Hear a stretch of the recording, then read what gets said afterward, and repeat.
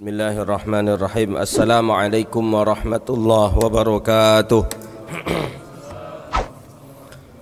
Alhamdulillahil wahibil atiyah, wassalatu wassalamu ala khairil bariyah, sayyidina wa nabiyyina wa habibina wa syafi'ina wa qurrati ayunina Muhammadin ibni Abdillah wa ala alihi wa ashabihi wa man tabi'ahum bi ihsanin ila yaumil qiyamah.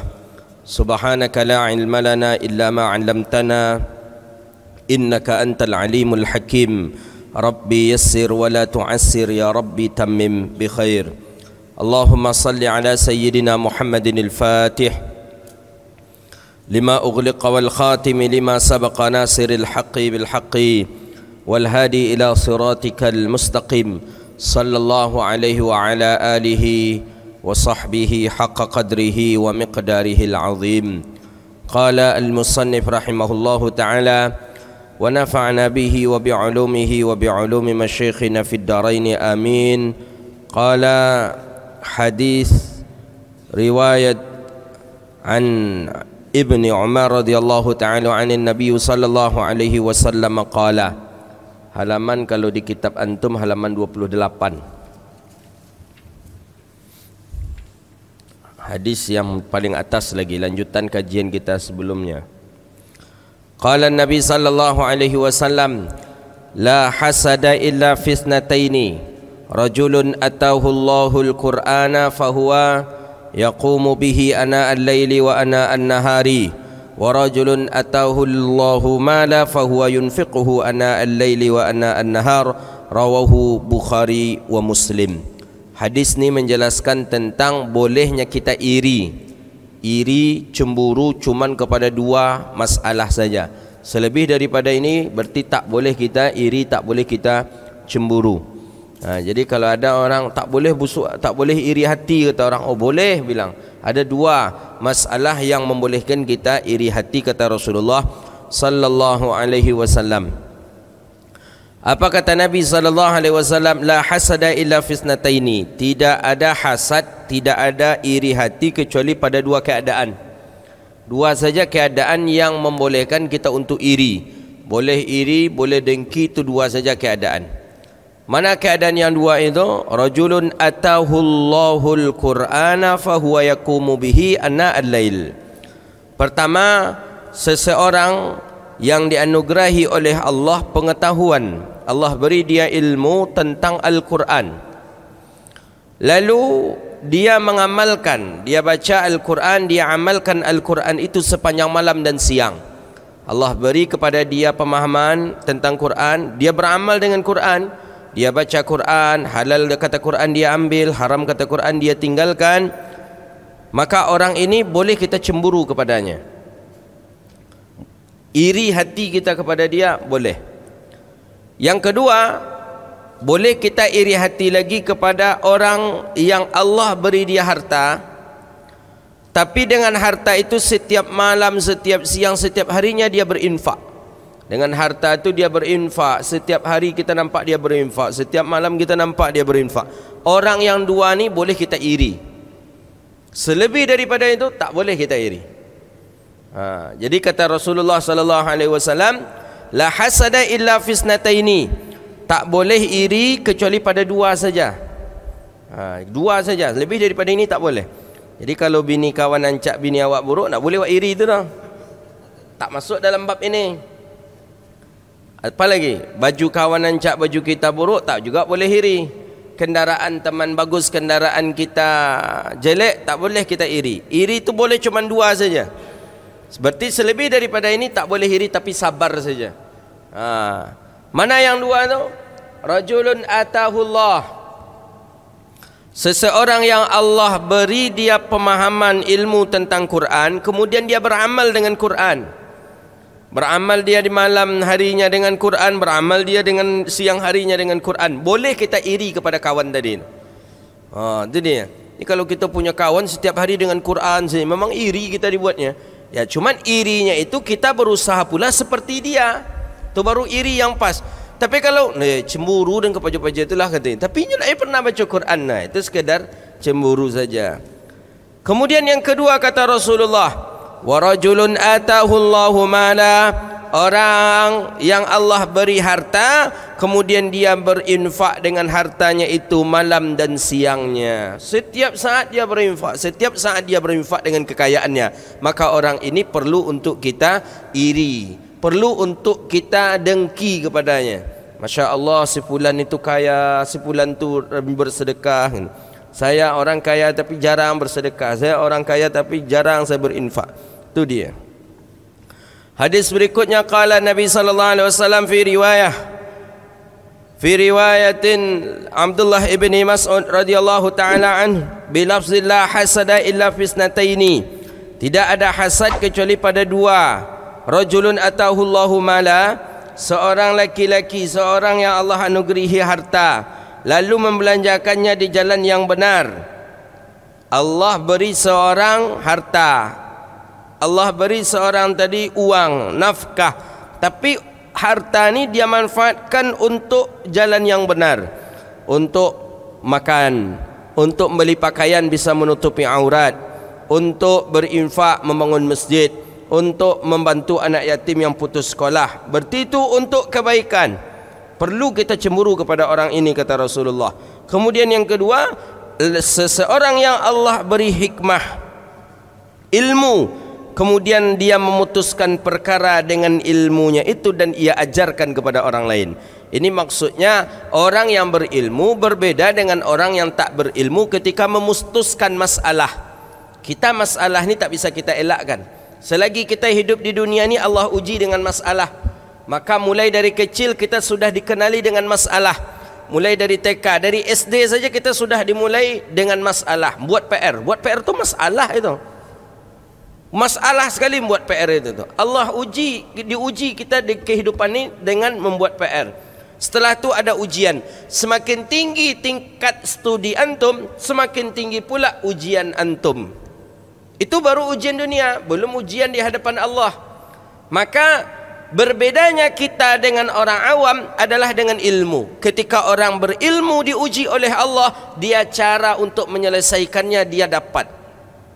Cara menyelesaikannya dengan baik. Ketika diuji dengan sakit, orang berilmu beda dengan orang awam. Ketika orang berilmu diuji dengan kemiskinan, berbeda cara dia dengan orang awam. Ketika orang berilmu diuji dengan kemaksiatan pun, dia berbeda cara menyelesaikannya dibandingkan dengan orang awam. Maka oleh karena itu, hikmah, kita boleh iri kepada orang yang Allah beri ilmu. Dengan ilmu dia memutuskan perkara, dan dengan ilmu pula dia bisa mengajarkan kepada orang lain. Wa yu'allimaha, kemudian dia ajarkan ilmu itu kepada orang lain. Masuk MTS, SMP sudah mulai ujiannya agak meningkat. SMA, S1 ada tesis, S2 ada skripsi, S1, S2 ada tesis, S3 ada disertasi. Oh, itu lebih lagi susah ujiannya itu. Yang mungkin skripsi sekian halaman, disidang di depan beberapa orang doktor, kemudian tesis mungkin ada 2 orang profesor, tapi ketika disertasi seluruhnya penguji itu profesor. Profesor. Jadi semakin tinggi pula ujian kita, tapi semakin bisa kita untuk menyelesaikan masalah itu. Kemudian kata Rasulullah sallallahu alaihi wasallam fi riwayatin an Abdullah bin Mas'ud radhiyallahu taala anhu, qala Nabi sallallahu alaihi wasallam, man qara'a harfan min kitabillahi taala, siapa yang membaca satu huruf daripada kitab Allah Al-Quran, bihi hasanah, maka orang itu mendapatkan satu kebaikan. Wal hasanatu bi asyri amsalihha, dan kemudian sedangkan satu kebaikan dibalas dengan 10 kali lipat. Satu dibalas 10. Jadi kalau kita membaca satu huruf, berarti sama dengan mendapatkan 10 pahala. La aqulu alif lam mim harfan, aku tidak mengatakan, jangan kalian katakan la aqulu, aku tidak mengatakan bahawa alif lam mim itu satu huruf. Tidak. Lakin akan tetapi alifun, alif hurfun satu huruf. Lam satu huruf, mim satu huruf, alif lam mim. Alif satu huruf, lam satu huruf, mim satu huruf. Maka 3 huruf itu dikali dengan 10 kebaikan, maka pahalanya 30 kebaikan. Jadi kalau kita sekadar membaca alif lam mim saja, kita sudah dicatat pahala 30 kebaikan atau 30 pahala. Itu dia. Jadi because setidaknya menjelang tidur cik alif lam mim aja baca jadilah. Mata berat kali ngantuknya, umpamakan susah kali kita, berat kali nahannya. Baca A'udzubillahi minasyaitonirrajim, Bismillahirrahmanirrahim, Alif Lam Mim, Sadaqallahul Azim. Tidur antum dah punya pahala 30 itu. Itu dia. Bismillah lagi, Bismillah 19 huruf, Bismillahirrahmanirrahim dikali 10, 190 huruf. Jadi zikir yang paling besar pahala itu baca Quran. Baca Quran besar pahalanya. Maka jangan sampai tidak kita baca Quran dalam satu hari itu, bacalah Quran.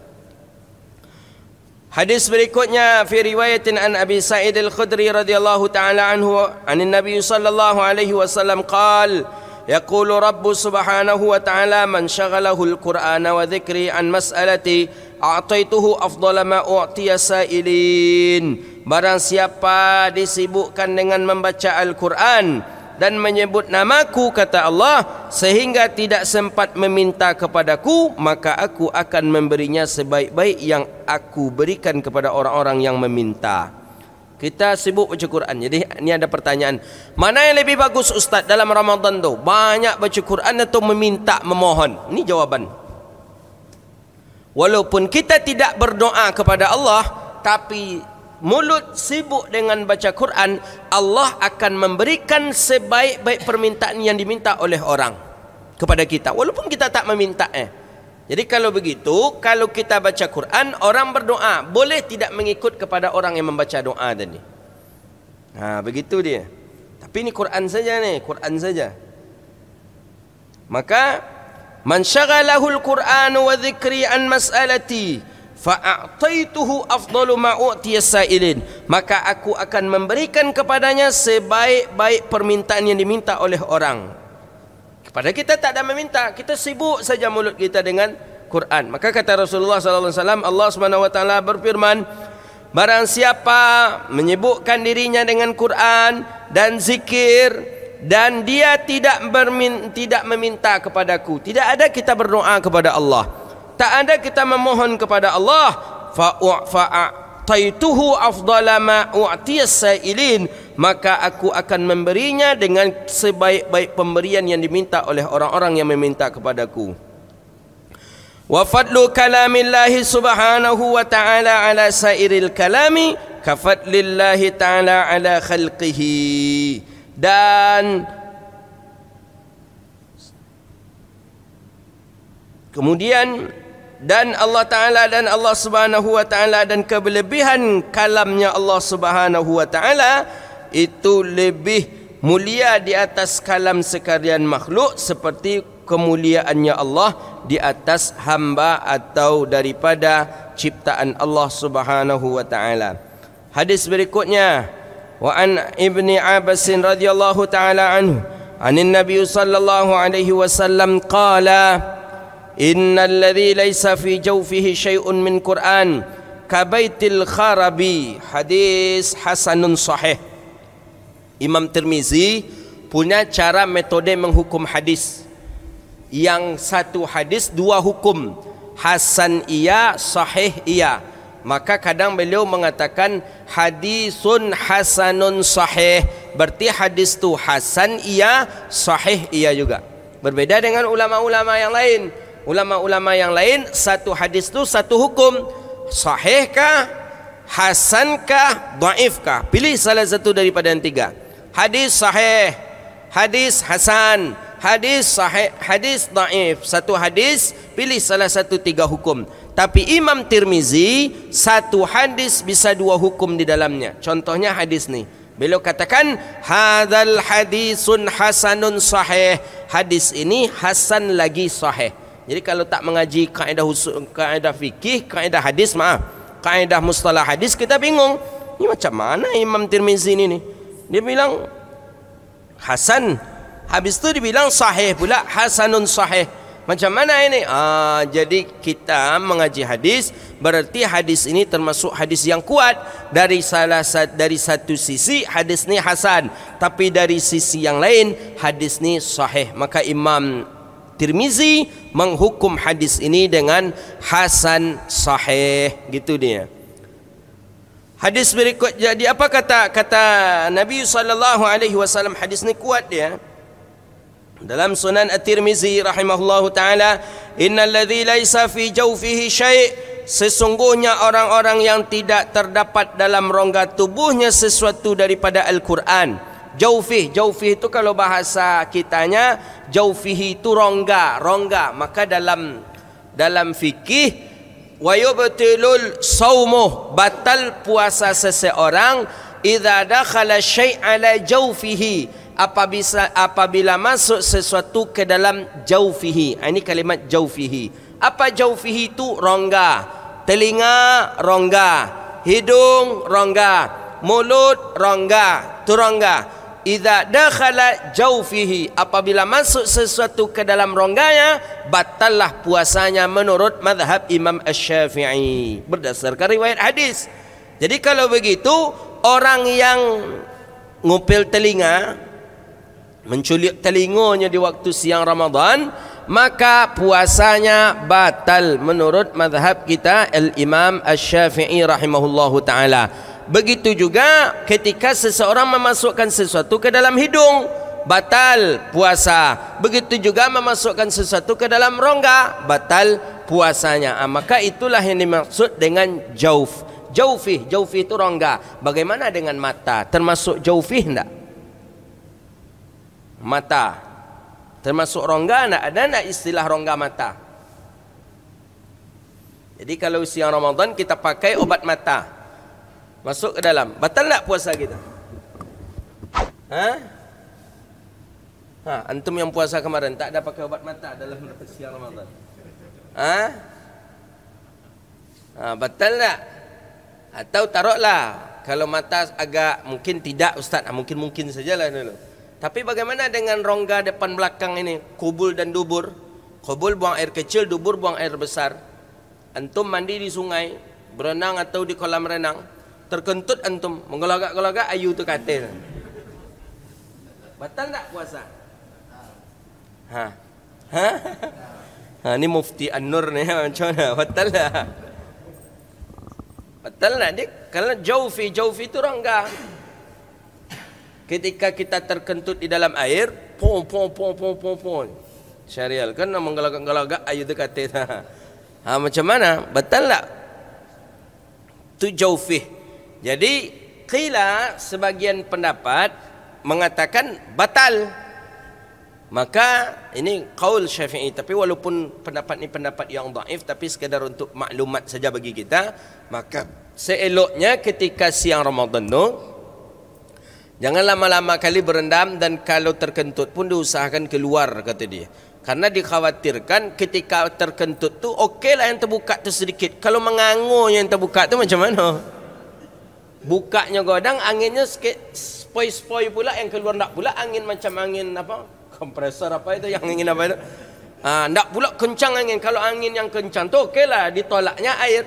Tapi anginnya angin santai saja. Ini kalau ngangur, maka dikhawatirkan masuk. Maka dalam fikih itu disebutkan perempuan dimakruhkan dia membenamkan bagian daripada pinggulnya ke air ketika dia sedang dalam keadaan istinja atau buang air kecil, buang air besar di siang Ramadan.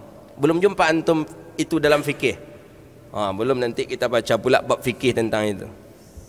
Sampai ke sana kehati-hatian para ulama. Sampai ke tahap itu kehati-hatian para ulama, dikhawatirkan masuk air ke dalam jaufih. Jaufih itu rongga. Jadi apa kata Rasulullah sallallahu alaihi wasallam? Innal ladzi laisa fi jawfihi syai', sesungguhnya orang yang tidak terdapat dalam rongga tubuhnya, maksudnya di dalam mulutnya tidak ada Quran, telinganya juga tak ada Quran, lidahnya tak ada Quran. Bagaimana? Kata Nabi sallallahu alaihi wasallam, maka orang ini seperti rumah yang kosong. Rumah kosong apalah?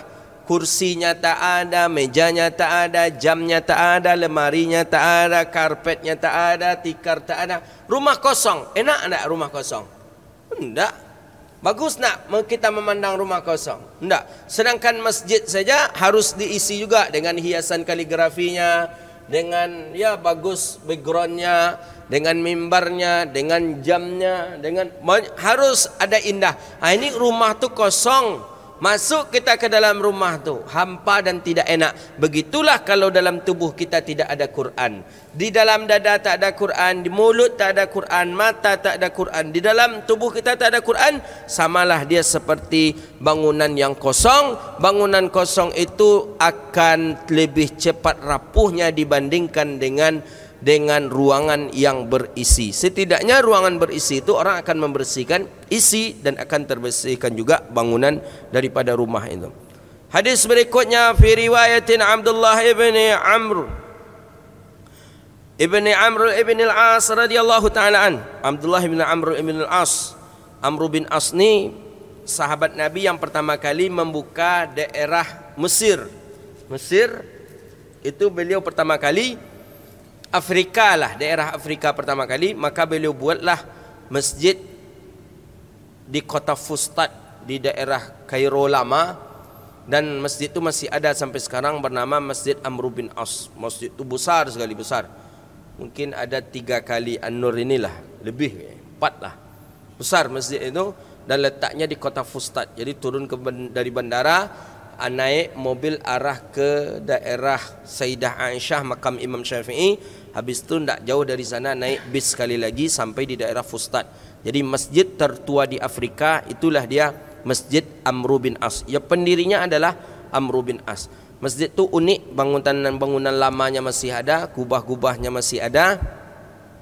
Dan ada satu ciri khas masjid itu. Di malam 27 Ramadan, masjid itu menggelar solat tarawih dan witir, tapi imamnya agak berbeda di mana malam yang lain. Imamnya di malam 27 Ramadan itu diimami oleh namanya Syekh Jibril, orang asli Mesir tapi besar di luar negeri.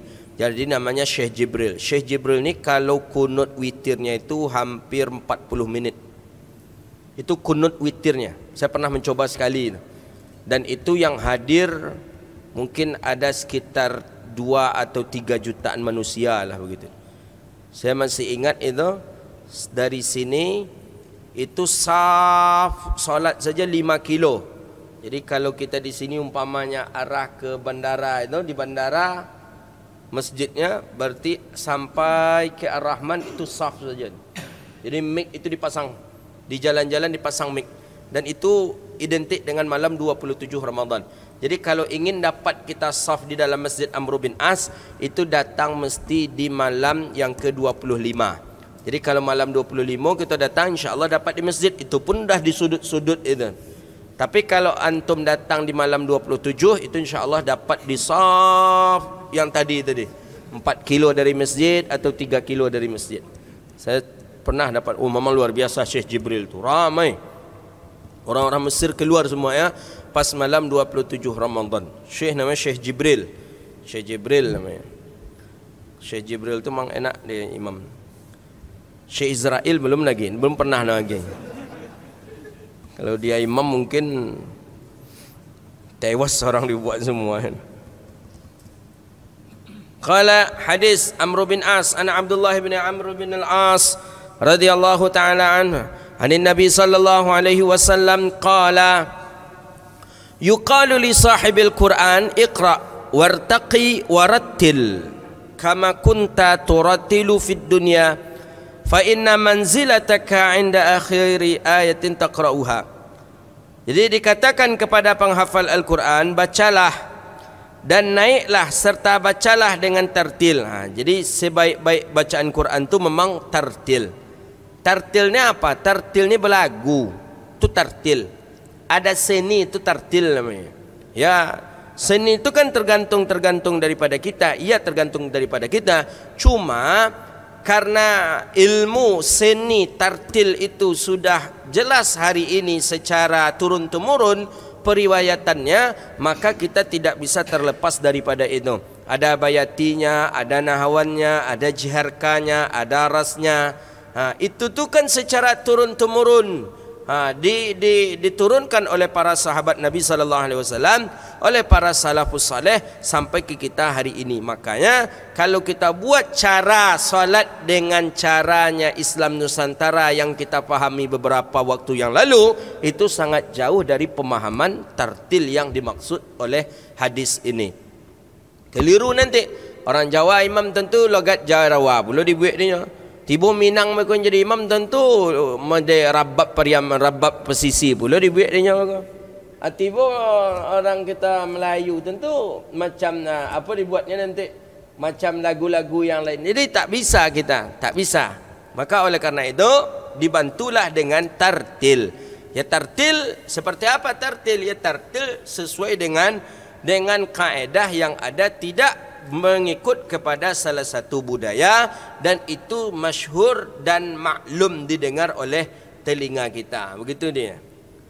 Jadi apakah mesti harus disenikan sebaik-baik rupa? Ya tentu Quran itu adalah kalamullah. Maka kata Nabi sallallahu alaihi wasallam, sebagaimana kamu dulu membacanya dengan tartil di dunia, sesungguhnya kedudukanmu adalah pada akhir ayat yang engkau baca. Jadi maksudnya adalah bahawa orang-orang yang selalu membaca, orang-orang yang selalu hafal Quran, dianjurkan dia selalu untuk membacanya sampai ketika dia nanti meninggal dunia pun dia dibangkitkan dan dia nanti dihibur dengan bacaan yang dia terakhir itu. Hadis berikutnya fi riwayatin an Mu'az ibni Anas radhiyallahu taala an Rasulullah sallallahu alaihi wasallam, man qara'a al-Qur'ana wa 'amila bima fihi albasallahu walidayhi tajan yaumal qiyamah daw'uhu ahsanu min daw'is syamsi fi buyutid dunya fama dhannukum billadhi 'amila bihadza. Hadis rawahu Abu Daud. Kata Nabi sallallahu alaihi wasallam, man siapa qara'a yang membaca ia akan Qur'ana wa amila, kemudian dia beramal dengan isi kandungan Al-Quran, maka Allah memakaikan mahkota pada kedua orang tuanya.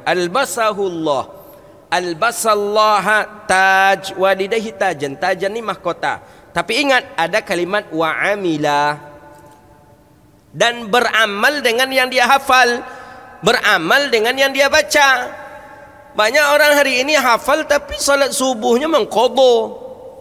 Dia hafal Quran tapi salat subuh qadha. Saya banyak orang tuanya yang bilang, Ustaz, anak saya soal kelakkan ke pondok tahfiz. Dia sudah punya hafalan 20 juz Ustaz. Masya-Allah, luar biasa.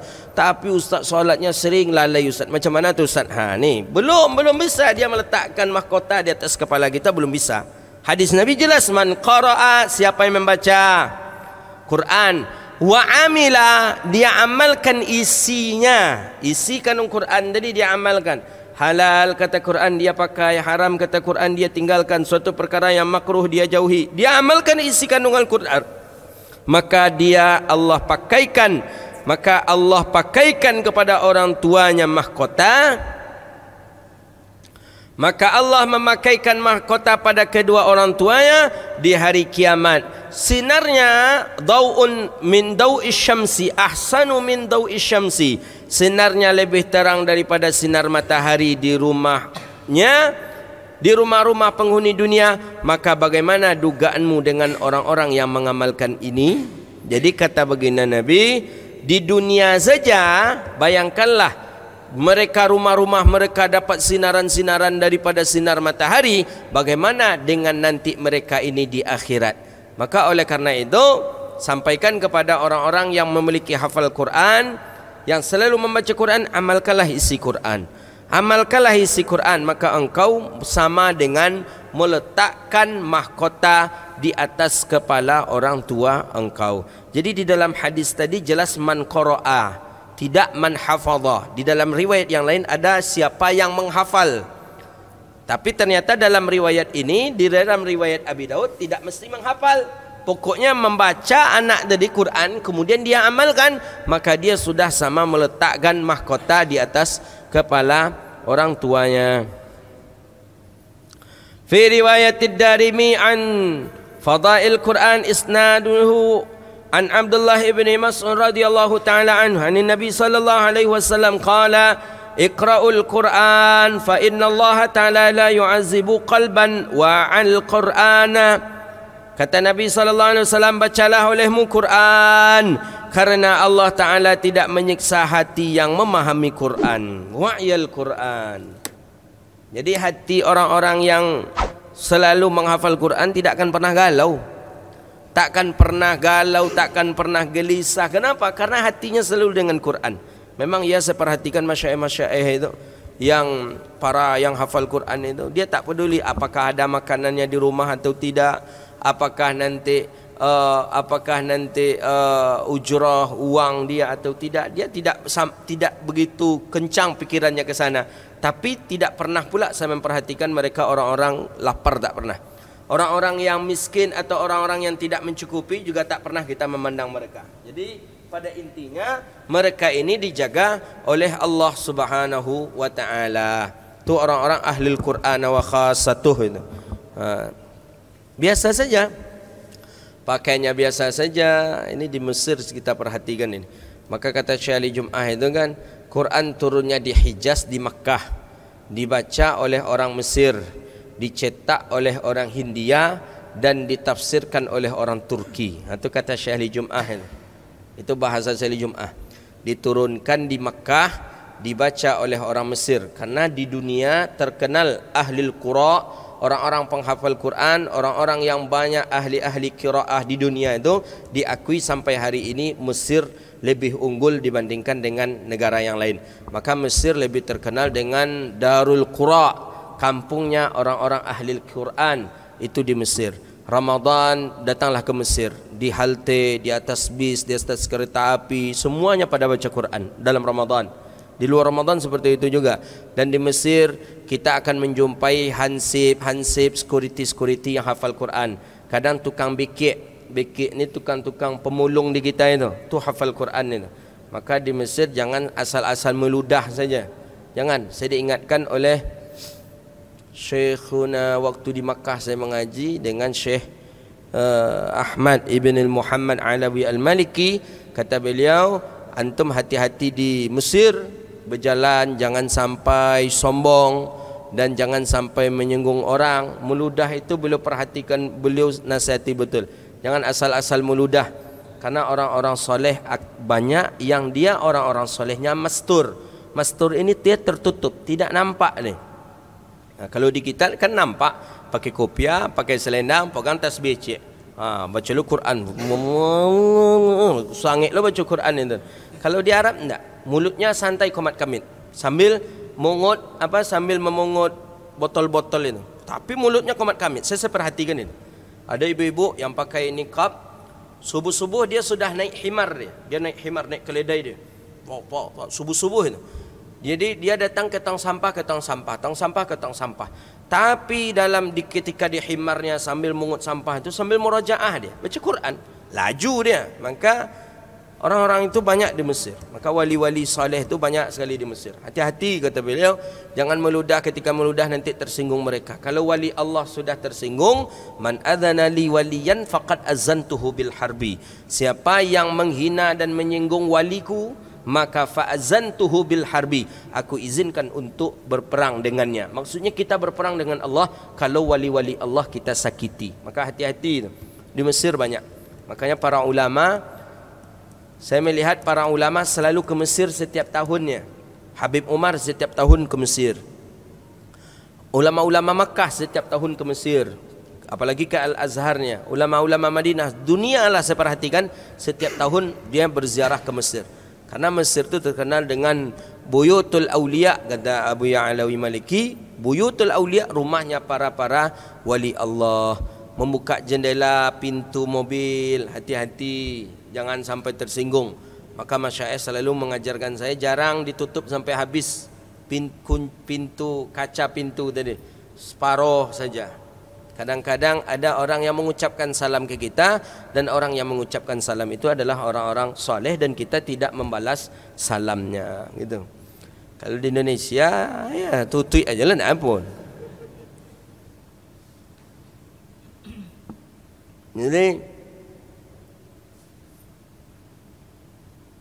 Jadi para wali-wali Allah tu Al-Quran di dalam dadanya, Al-Quran di dalam hatinya.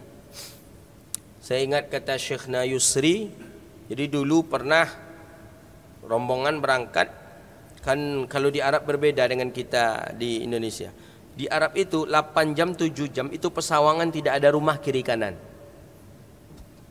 8 jam 7 jam padang pasir tandus. Tak ada rumah kiri kanan. Waktu solat dah masuk, kita mesti menjamak. Kalau tak kita jamak, qadha nanti lagi. Turun ada buah aqua kecil, wuduklah dengan ala kadarnya dalam mazhab Maliki atau dengan mazhab Syafi'i, tapi tidak banyak sunnah yang bisa kita lakukan. Setelah tu bingung nak cari arah kiblat arah mana.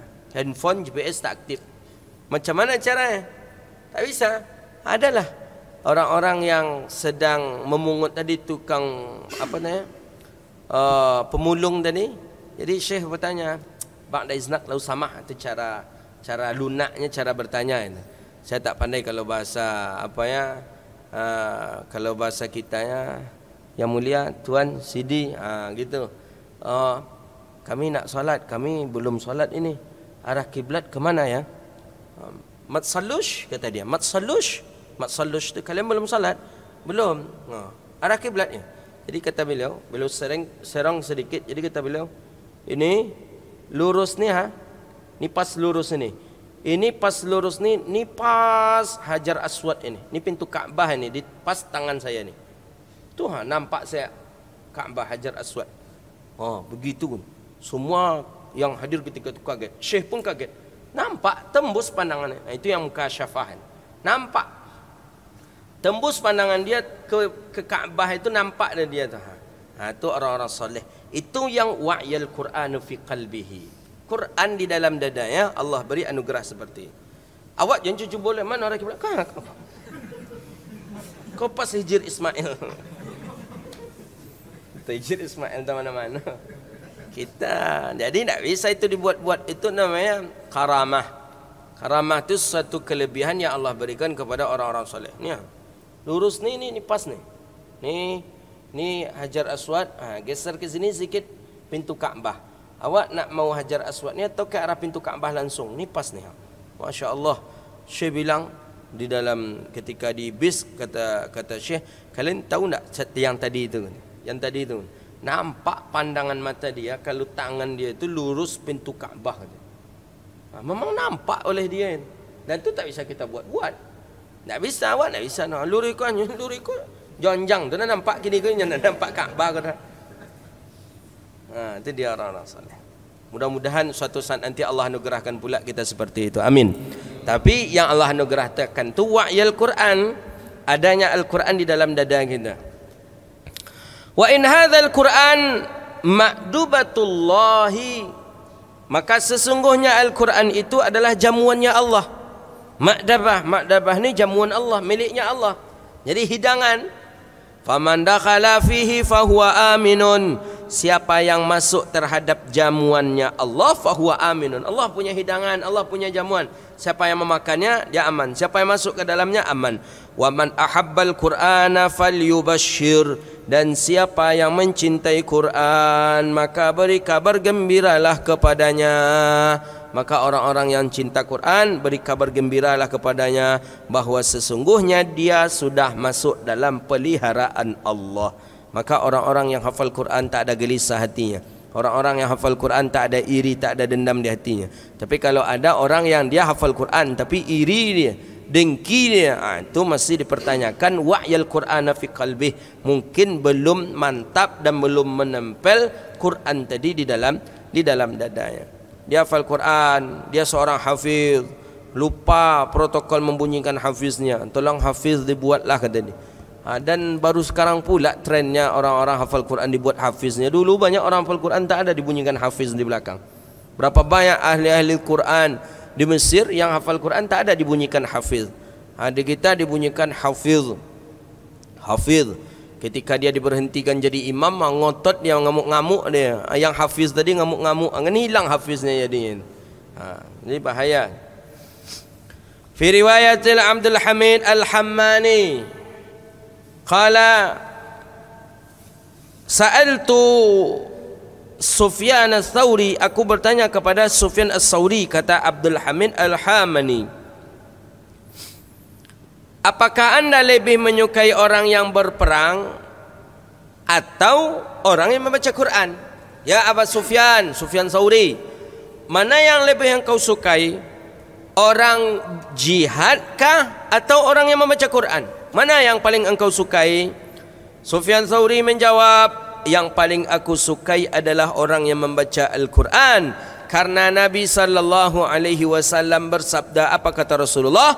Khairukum man ta'allama al-Qur'ana wa 'allamahu. Sebaik-baik kalian ialah orang yang belajar Al-Quran dan yang mengajarkannya. Jadi itu sebaik-baik kita. Jadi kita paling baik, yang paling elok di kita ni orang yang mau, orang yang suka atau orang yang belajar Al-Quran dan dia pun mengajarkan Al-Quran itu. Hada wabillahi at-taufiq wallahu a'lam bissawab. Jadi insya-Allah kita sambung nanti di bab yang kedua lagi tentang tarjih atau keunggulan baca Al-Quran dan di atas yang lainnya. Hadza wabillahi taufik. Ada pertanyaan? Silakan Abah. Bagaimana seseorang yang melakukan swab test di bulan puasa Ramadan, apakah batal puasanya? Enggak.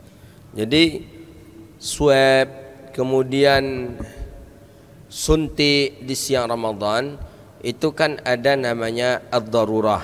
Ad-daruratun tunbihul mahdhurah. Ini kan ada darurah. Jadi dalam arti kata, kalau tidak kita memakai itu, maka kita tak boleh berangkat, umpama seperti swab tadi. Kita mesti harus berangkat nih naik pesawat. Syarat naik pesawat harus swab, maka kita swab. Sama halnya dengan suntik di siang Ramadan, vaksin di siang Ramadan, atau sama juga dengan hal yang lainnya seperti ada ulama sudah berfatwa tentang memasang infus di siang Ramadan pun juga boleh dan tidak membatalkan puasa. Itu dia. Jadi sekedar swab saja tidak membatalkan puasa karena darurat. Jadi darurat itu dibolehkan. Bagaimana dengan mencicipi makanan? Darurat enggak? Mencicipi makanan, kita siap masak, mak kita biasanya siap masak, habis masak dicicipi makanan tu. Dalam fikih dia dibolehkan, cuman dalam fikih itu dibolehkan sekali saja dan itu mesti diludahkan kembali. Jadi cobain itu sekalian. Kan rasa itu di lidah semuanya, asin, manis, masam itu kan di lidah. Dah selesai, buang. Nampak memang dibuang itu. Boleh. Dalam mazhab, dalam kajian fikih boleh. Tapi bermasalah itu nyulang balik. Itulah batal tu puasa itu. Diulangnya kembali, berarti terasa lomak dia yang pertama tu. Nanti kalau yang kedua dia balik. Itu dia. Ada yang lain? Silakan Pak Masgur.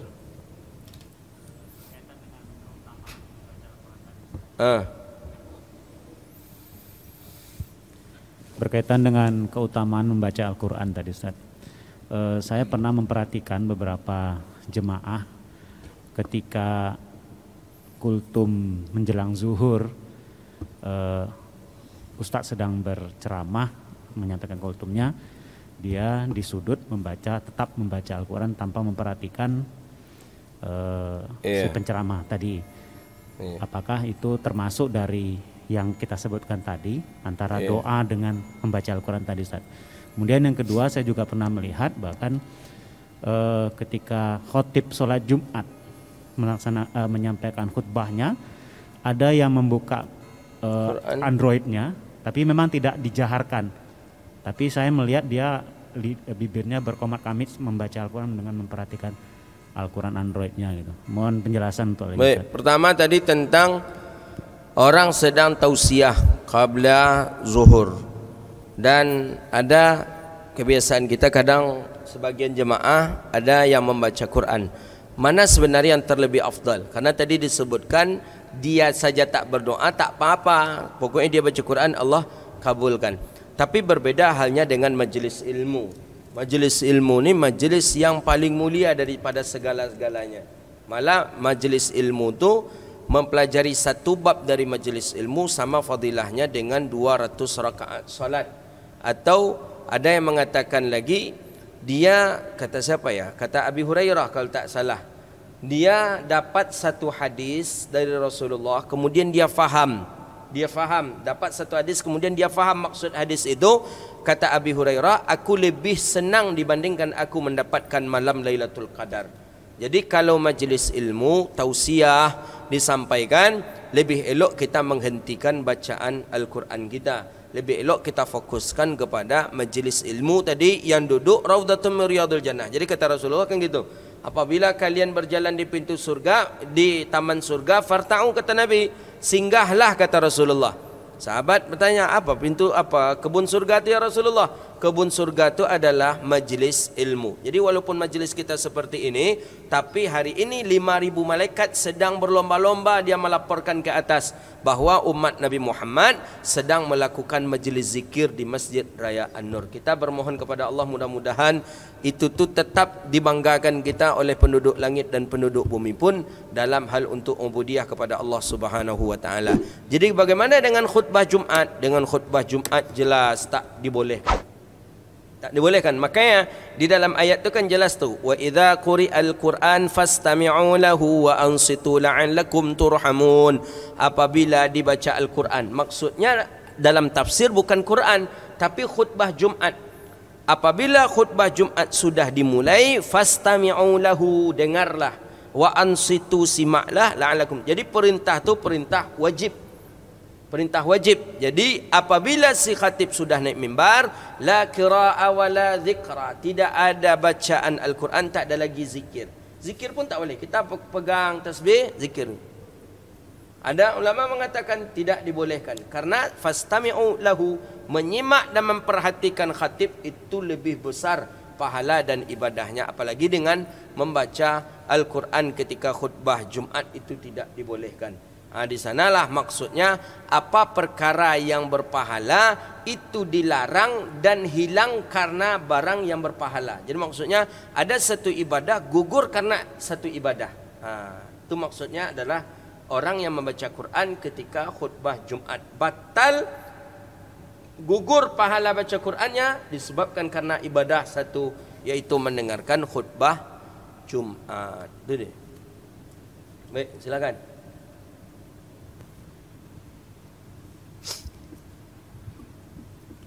Bismillah, assalamualaikum warahmatullahi wabarakatuh. Assalamualaikum warahmatullahi wabarakatuh. Baiklah, di sini saya akan mencoba bertanya beberapa hal, Ustaz. Kan dikatakan tadi bahwasanya kita tuh dianjurkan untuk warattil, memperindah bacaan. Yeah. Kemudian di satu sisi ada yang membaca Al-Quran tapi dia tidak mengetahui maknanya. Kemudian ibarat kata dia membaca ketika ayat-ayat azab, malahan dia seolah-olah mau mengindahkan gitu.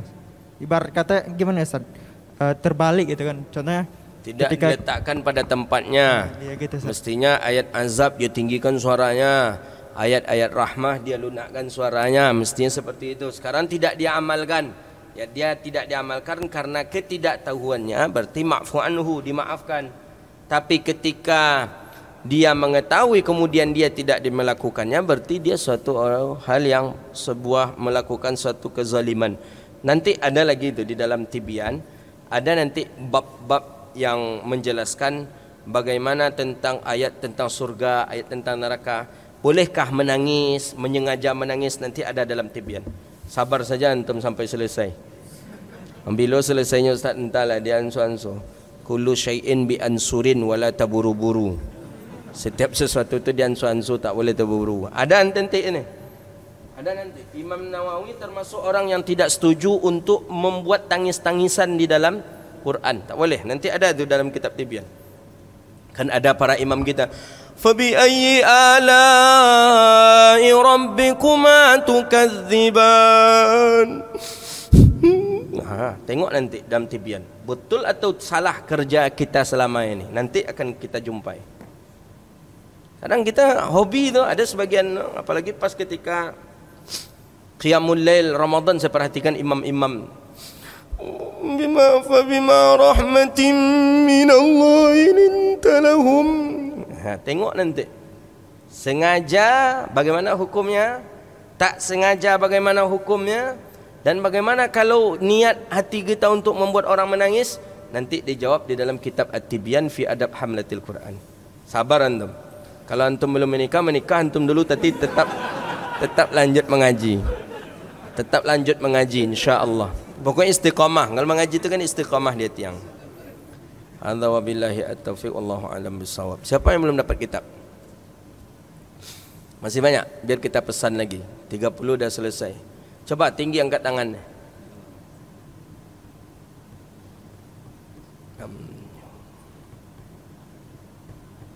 16, berarti sekitar 20 lagi lah. Tapi janji sampai selesai kan? Nanti dia ambil kitab tak balik pula ke sini lagi. Terima kasih Ustaz dapat kitab gratis kan nanti. Baik, nanti kita pesan lagi insya-Allah. Nanti saya kabari balik, dipesan lagi insya-Allah. Kitabnya bagus ini. Tibyan tu penting untuk kita pelajari, kita baca. Walaupun kita tak hafal Quran, tapi kan di dalam itu kan disebutkan itu. Kemudian ahlul Quran siapa saja? Pembaca, penghafal, kemudian pengajar, pelajar. Kita hari ini pelajar, besok bisa saja kita pengajar kepada anak-anak kita, kepada keluarga kita, atau bisa naik level kita nanti kepada penghafal Al-Quran insya-Allah. Rabbana atina fid dunya hasanah wa fil akhirati hasanah wa qina adzabannar. Allahumma faqihna fid din wa 'allimna ta'wil wahdina ila siratikal mustaqim. Allahumma arhamna bil Qur'an, Allahumma arhamna bil Qur'an, Allahumma arhamna bil Qur'an, Allahumma ahsin akhlaqana bil Qur'an ya arhamar rahimin. Rabbana atina fid dunya hasanah wa fil akhirati hasanah wa qina adzabannar. Wa sallallahu ala nabiyyina Muhammadin wa ala alihi washabihi ajma'in walhamdulillahi rabbil alamin. Sallallahu Rabbuna ala nuril mubin Ahmad al-Mustafa Salin. Sallallahu Rabbuna ala nuril